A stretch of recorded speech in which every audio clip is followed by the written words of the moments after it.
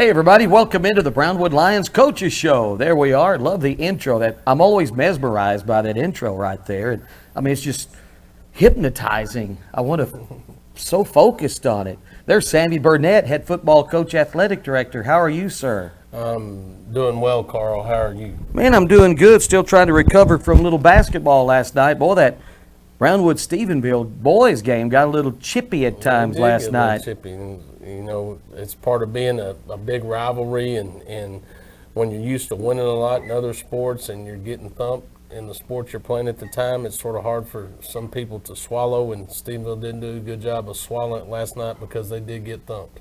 They did. Of course, their girls thumped us, but their girls, they're tied for first place. Their boys haven't won a district game. They're 0-7 now, and I'm sure they're not real thrilled about that. And well, there was some stuff going on. I thought you were going to have to go officiate at one time and separate some of the kids. Yeah, you know, I try not to speak about officials. I thought officials they did a good job of calling the game the other night. But, you know, and they try to do their best to lend an ear. But, you know, when a kid starts talking to an official, I just don't agree with that. And there was a couple of times where the Lambert kid was trying to say something to an official. I thought they're going to tee him up. But to their credit, you know, they were patient and lend an ear. But then it started getting more chirpy because it was allowed. So all in all, I thought they did a good job. I really did. It's a high intense basketball game. It's a big rivalry. The fans were into it, and you know, I thought our kids played well. You know, I got concerned there for a little bit. You know, Christian Kinsler's been out.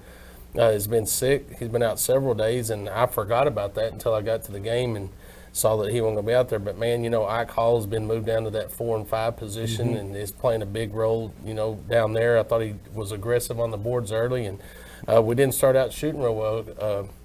Hadaway's usually our go-daddy, and early he wasn't hitting, and then Bryson Monroe stepped up and started making some baskets, and Luke Mawson was a rebounding machine and putting balls back, and then all of a sudden we got in rhythm and got a 10-point lead, and then it just sort of compounded from there. We just stayed on top of it. It went to 20, and the kids just played well. And we got hot. And it's nice to see when we get hot. It's pretty fun to watch. Boy, yes, Bryson got hot for a while there. We had 3 players with over 20 points. But I did see one of the officials in the dollar store last night after the game, and he said, man, I'm so glad that game was over. I said, well, you guys did a good job of maintaining control and all of that. I think there were 3 or 4 technicals. But anyway, Brownwood got the 22-point win. We're still in first place with some big games coming up. We got a big game on Friday against Glen Rose at home. Another opportunity for our fans to come out and show support. They got a good basketball team. They're a very consistent team. And hopefully we'll have Christian back and be at full force, you know. But, you know, what's neat, like I said about the boys, what's neat about them is, you know, Jacob was cold early, but then Bryson picked it up and carried the load, and then Luke was extremely consistent the whole game. And then, you know, Tristan Salinas goes in and he's making shots and feeding the ball and getting some assists that were really neat and pretty neat to see, because it was the look away pass and the world underneath. And you know what I like as much as anything is their defense. You know, I'm sitting there watching Stephenville having to see how many times we can pass the ball because I can't get someone out of my face, and I think defense wins in a lot of sports, and it's really fun to watch their defense because they're just at you the whole time. Yeah, they had about 30 turnovers, and most of that due to our defensive pressure. Now, we had a few turnovers ourselves. It wasn't the cleanest game in the world. Yeah, sometimes we go so fast, we'll kick it around there once in a while, but you got to take the good with the bad with the good sometimes. But we have a couple of turnovers that sort of frustrates you. But, you know, and then you look at on the girls' side. I mean, our girls played extremely hard. That they're just not, they weren't scoring. It's the typical, when you go back and look at the losses and look at our point totals, we're just not taking advantage of some opportunities, or we're cold from the perimeter, and when we get the ball inside, maybe not completing some of those passes to the block. But you know, to credit to the girls, they never stop fighting, they never stop playing. It doesn't matter what the score is. If you turn the scoreboard off and you watched them play, you wouldn't know who was winning because our girls go out there and compete and they work hard regardless of the score. So as an athletic director, that makes you proud because there's more to wins than losses. You know, they've solidified themselves a spot in the playoffs, and Coach Horch is working on getting that accomplished on the site and all that right now. So you know, credit to them, and you use this time from this point on to try to advance higher or to get prepared for that playoff run. So they'll go back to work, you know, today, and they'll do what they can to try to get better and fix some of the things that are holding them back. But all in all, proud of our basketball program and what's going on. Yeah, we play Graham, the girls, probably Tuesday at somewhere. She'll let us know. You'll let us know when a site is determined. But back to the boys' game, too. We had like 12 assists in that game last night, which is a lot. Yep. Our no-look passes, and that's just a sign of unselfishness. It is. Right there. You know, my deal, and like I said, I'm a basketball coach way years ago when I was younger, but you know what, one thing I learned from the head coach when I was coaching basketball is when you're teaching those kids that when they're driving the paint, you know, have an idea of what you're going to do with the ball if this happens. You know, be one step ahead of what the defense does. And last night we were on top of that. I mean, we'd penetrate and they'd collapse, and man, we'd dish the ball, and it was an easy layup or something. It's really pretty to see when they do that. But that's what's exciting about our kids. They're selfless. I know, you know, by being at practice when someone's hot. You know, against Gatesville, it was Tristan Salinas. Man, he got hot and hit 3 threes in a row, but coach's mentality is if they're hot, keep feeding them the ball. So when I see one of them like Bryson, all of a sudden he got hot, and then he just kept feeding it. What can we do to get him the ball right now when he's hot? And it's just fun to watch. It's a nice style of play. One of my favorite plays last night, though, was when Luke got the ball on the right perimeter. About 17 feet, he backs up, takes a three, nothing but big net. Boy, big boy hits the three. Yeah, he hit several threes. He hit 3, I think. You know, and it's a testament to their work ethic. I see them, you know, I get to work about 5:50 every morning, and they're there. And I see Jacob Hadaway in the gym shooting on his goal. I see Luke sitting in there shooting on his goal, and I see Bryson over there shooting on his goal. When I get through with fifth period athletics, I go in there, and there's Luke shooting, and there's Bryson shooting, and there's Jacob shooting, and there's Thad, and they're all in there playing some kind of game that's making them better. And then you come after school, and they're still in the gym working. So there's no well, I'm not losing my word. There's no trade-off for hard work. I mean, their hard work, the reason they're being successful is they're working extremely hard, and I'm proud of them. All right, senior night Friday night for Brownwood Lions basketball. Glenn Rose comes to town. Come out and support. What other results do we have, Coach? You've got a few more there. I just wanted to mention baseball was supposed to play at Mineral Wells yesterday in a scrimmage, but their administration wouldn't allow them to play on their fields. Apparently they got them resurfaced or something, so they won't let them play. So they're playing actually right now. Their first scrimmage, their first scrimmage got canceled. This is their second scrimmage. Instead of canceling it, we moved it to Wednesday night, which isn't favorable for us, but we ran that through our kids, and you know, church is important, and we ran that through our kids, and if they were okay with being able to go and their parents being able to go and do that, and they've agreed that that's what they want to do, so they're scrimmaging today. Our girls scrimmaged in Coppers Cove. Talked to Coach Lynn this morning. Really pleased with the way the girls played. Saw some bright spots. Of course, early she said that there's some things they need to work on, but all in all, she thought it was a good scrimmage. She thought they played good defense, and was really proud. She said she's really pleased with the way that the girls played yesterday.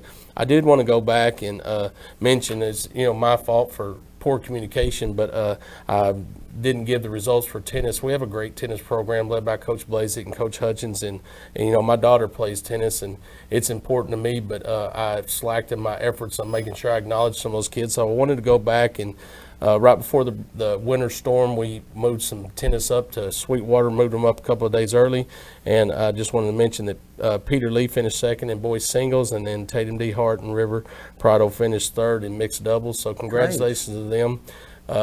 Go back, you know, to Waco. Victoria Ramos finished second in that match, and I think she had to stop because got hurt or something. But I think that tennis team for our boys is led by Peter Lee and Victoria. For the girls, they've been solid tennis players, of course, their whole high school career, and they're both seniors now, and show great leadership. So I wanted to make sure that I mentioned, you know, they are important. It's as important as anybody, and I apologize for not getting that information out because we have a lot of tennis fans that listen to the program, and I want to make sure that we accommodate all sports. You know, our tennis program has been strong ever since I've been here. I mean, it's a great program, boys and girls, and I don't think Blazik does a great job. Yeah, I don't think there's a year that I haven't been here that I've been able to go to Lubbock to watch the regional tennis match, and we don't have one or two, we have several, and it may be singles, boys or girl, it may be mixed doubles, it could be doubles, whatever, but we have a good variety of kids. We got a lot of kids that play tennis, and one of the big events when we host a tennis tournament, it's not just at Brownwood High School, it's every tennis court we have in town. No kidding. And we've actually used tennis courts in Early before, so they do a great job of leading our junior high and high school tennis program. Hey, kids, y'all behave back there. Come on now. These kids, man, I'm telling you. They're sort of back there in the dark, so I didn't see much of it. But Star, what are y'all doing? That's Derek Stuck. They're throwing bottles at They're each other. acting like brothers and sisters, aren't they? I know. It's fun, though. Got to have fun. Hey, what else do we have coming up the next couple of days? We mentioned basketball already. What else? All right, basketball at Warren Gym starting about 6 o'clock with the girls and 7:30 with the boys again. We have girls soccer. We'll host Graham at 4 o'clock and 5:30 at Gordonwood Stadium. Our boys will be at Graham at 4 o'clock and 7:30 on Friday, and then our baseball team will have a scrimmage at Abilene Cooper. That'll start about 7, and our tennis team will gather up and head to Gatesville tournament at 8 o'clock in the morning on Friday. So full slate. Wow. Powerlifting is going on tomorrow. They'll go to Brady. That'll be their last meet for the season, and then we'll have several kids that we'll load up. We'll find a last chance qualifier. So if we have kids that are on the bubble that may want to increase their weight, or that are maybe below the line to advance to regionals, we'll go one more time and try to take a group of kids that have a chance to get to regionals and try to get them qualified one more time. All right, going to be a busy next couple of days. Boy, Friday's really busy. I'm excited about baseball and softball, tennis, as you said, soccer, and soccer district starts before too long, and I'm excited about that. Just a lot of stuff, Bluebonnet relays. And that'll come up in late March. And, soccer, speaking of that, I haven't seen our poor guys play yet. They've been on the road every game. So hopefully when district gets here, we'll have a chance to go see them, because that'll be the first time they'll be at home. But I think they're doing good. I think Coach Westman's doing a great job with them. You can tell those kids are buying into him and what he's doing. During the period when we do our speed and agility work, those guys are working really hard. And that's what I addressed with the kids this morning across the board, from baseball to soccer to golf to off-season athletics to basketball, is the way that we're unifying. Our kids are coming together. They're cheering for each other. They're encouraging each other. That friendly competition where they're pushing each other, whether it's on the track or whether it's in the weight room to finish reps. I'm really pleased with seeing the way our culture is going. We haven't had that as much in the past, but we've had some kids that have stepped up and showing great leadership, and I just think that we're getting where we want to be as an entire program when it comes to culture of the program. Look at the basketball game last night. Look at how many kids we had in the stands cheering on the basketball team. And a packed house. Yeah, and it's not just boys. It's boys, girls. It's all of them. So, I mean, it's pretty neat to see the school spirit we have going on. I had to hitch a ride to my car after the game last night because I got there a little bit late. I parked over by the Methodist Church. Well, that was a nice little hike. You. I know you did. I was looking for you. I was like, no, he needs to walk. Scott McDaniel saved me out, though, my broadcast partner. What's Derek looking at me for? Hey, I had equipment and stuff, man. Anyway, that was a long haul, but it was great to see a big crowd last night at the basketball games, on both sides, actually. All right.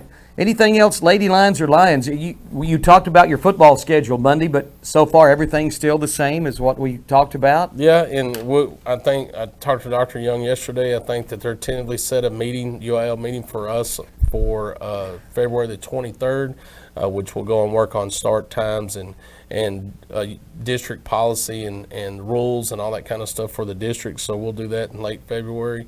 And other than that, based on just times, for starts, which I'm assuming it's been in the past for West Texas that they'll want to kick off at 7 o'clock, which is a change for us. All of our preseason games will be at 7:30. But really? Okay. But starting district, I think we're going to wind up going to 7. What do you prefer? I prefer 7:30, honestly, because it gives our fans a better opportunity to get out of work and get to the game, or get to a point where they don't have to take off as much work to attend the game. And for me, getting back 30 minutes later, it doesn't affect us. It's a Friday night. Our kids get off the next day. It puts a little bit more on our plate as coaches, but we're used to that. And for me, I think it's better for the fans to be able to get there a little later. But that'll be my vote. But I'm sure I'll get outvoted. I'll be the new one to that region. Do you know that when I played, we kicked off at 8 o'clock? Really? But the games weren't as long as they are now, because it was mostly a running game, and we'd be done by 10. But 8 o'clock kickoff. I don't know if you remember several years ago when we had that. It's been several years ago, because I think I was the head coach at Hunter Grove at the time. But we had that major heat wave that came through for an extended period of time, and we backed games up later so that it would be cooler. And they implemented extra timeouts during the game, so that you could just give kids water and things like that to make sure they were hydrated and someone didn't get hurt. But I'll never forget those. That's that couple of interesting. Years, yeah. Yeah. All right, man. Good There's stuff. a little bit of useless information. All right, write there. down your Super Bowl pick. Give me a score. Who's playing? Yeah, who's playing, Derek? It's The the Browns Rams and the and the- Browns. I'm going to take the Rams. Okay, write down your score. Oh, man. It's Yeah, gonna be we don't want just a winner. We want a score. 27 to 13. All right, that's you. I'm going to be in Who blue are right they here. playing? The Browns? They- The Bengals. Okay, let me didn't see what spell you wrote Bengals. down. You wrote- 27-13. Okay, I'm going to go with Bengals Oh, look at him. W. 31, Rams 27. Nice. All right. Derek, you want to give us a score? Nope. Okay. I'm going to write Derek down. Anyway, Derek goes with the Rams 96, the Bengals 3. As long as they win. Star, you want to give me a score? Yes, the Rams, Uh-huh. 97-1. Okay, 97 to 1. All right. Still going to get to that one. I believe Coach, you and I will be closer on that deal. Yeah, we think we got a greater chance. Oh, but you know what show I've been watching late at night when I get in just to kind of calm down and kind of relax a little bit is, you remember the old show Coach? Yes, Hey, I do. oh, that was a funny show. Luther Van Dam, Jerry Van Dyke is funny in yes, that. He is. Those Van Dyke folks were pretty funny people. They were, but that's a funny show. It is. It's a good show. Yeah, if you haven't watched it in a while, or go back and watch some Coach right there. Good stuff.